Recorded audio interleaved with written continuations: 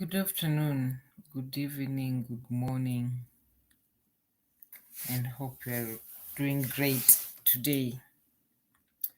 So, today we were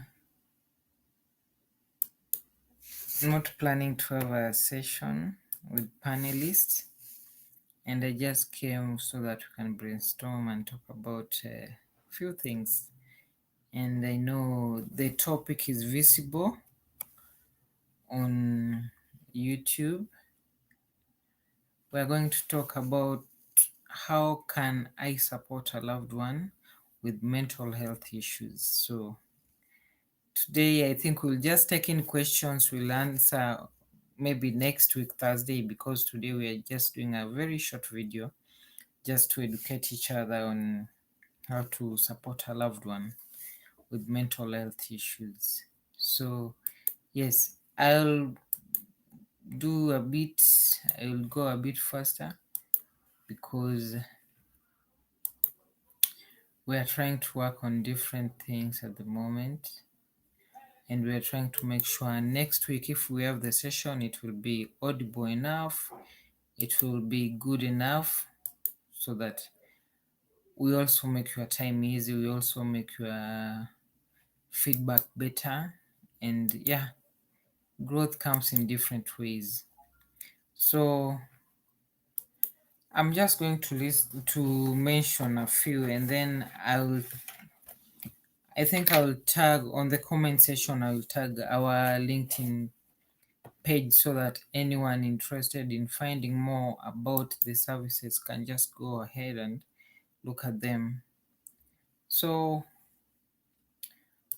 one of the things you can do is first by educating yourself, making yourself more aware on how to help them, making yourself more aware on what it means to have a mental health issue.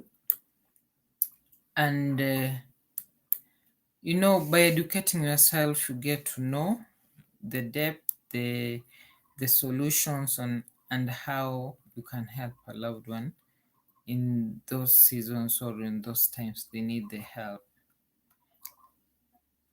I think another thing about it is that we can always be open. I'll explain that better. And number two is always open or communicating openly about the issues they're facing. Kindly be gentle. We always say be kind. Be kind to anyone in need, be kind to yourself, and be kind to loved ones too, because they are the ones who are undergoing the trauma or the situation that is causing the mental health situation. So most of the time they need to be loved and in different ways, and they need still to find people who can communicate with them well in those seasons. So as a loved one, what are you committing to do, or in which way are you committing to help them?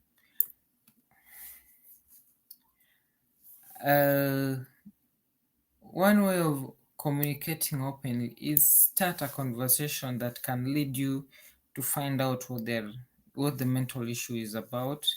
Secondly, be patient and supportive to them. And thirdly, avoid dismissing.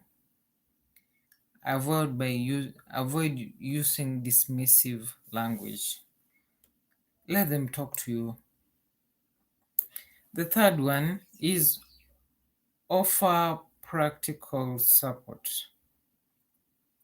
You can tell them to be more involved in daily activities, going to work, encourage them to go to work, encourage them to do a bit of exercises, encourage them to have a meal plan or make sure they eat all the meals they're supposed to eat in a day.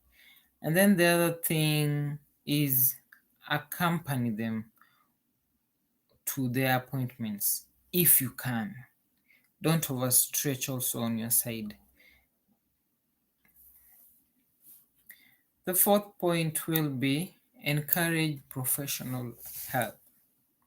It's always good to seek professional help because these are professionals that have stayed in school for such a certain amount of time, just to make sure they are equipped to offer the services. So always promote therapy and support mechanisms to deal with the mental health issues. The fifth one, we are going to talk about create a supportive environment, reduce the stress on them, and help them live healthy lifestyle.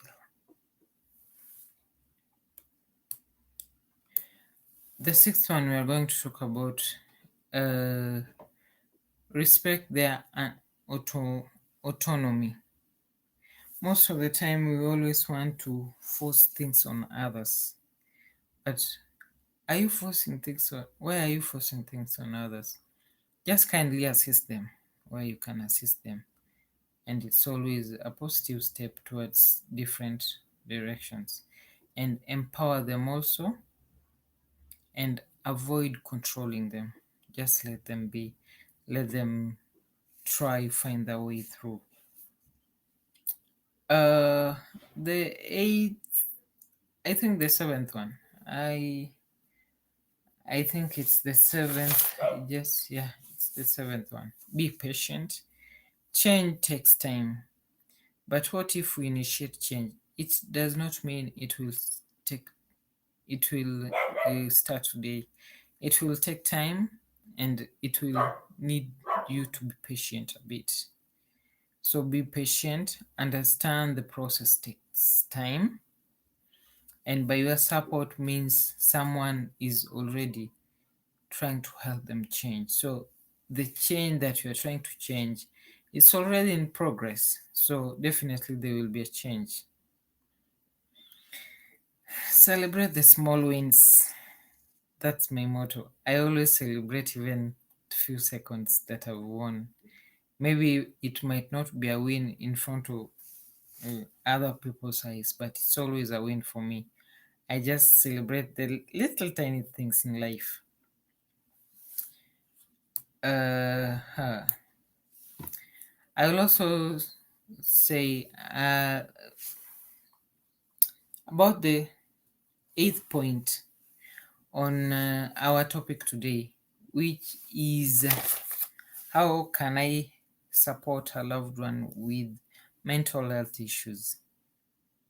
Mental health issues are here to stay, and there are things that we can't do away with, certainly. We have to make it our own objective, just to help others and to help ourselves. When we help others, we help ourselves. So, number eight is stay connected. Regular check ins, check up on them, talk to them, visit them once in a while. It helps. Stay in touch with them through regular calls, messages, visits, and also social activities. Invite them for social activities, but be understanding if they decline, and always help them anyway. Number nine is look at yourself. Self care, seek support. When you have a loved one who has a mental health issue, you might tend to have burnout, you might tend to be stressed, you might tend to have also to seek support because it's not an easy journey. So most of the time we encourage each other, or we encourage our clients when they come on board, to have a routine of self-care and also seek support from others so that you can maneuver through the season. The 10th point is going to be recognize signs of crisis. Warning signs are always here with us, and we realize if we don't work on these warning signs, they become hazardous. And if we don't help our loved ones, they become more problematic. It's like talking about addiction. Addiction is something we can't ignore. Addiction is something we have to deal with. Addiction is something that destroys so much in a person and around the person and around the environment that this person tends to live in. So always have in mind, recognize the signs of a crisis. If you see any alarm, kindly share so that you can seek more professional help and more support from others who can come and help out. In conclusion, I will just say, let's normalize therapy. Secondly, let's help our loved ones with mental health issues. Be kind, always be good to a neighbor, and always help those in need, because next time it might be you that needs the help.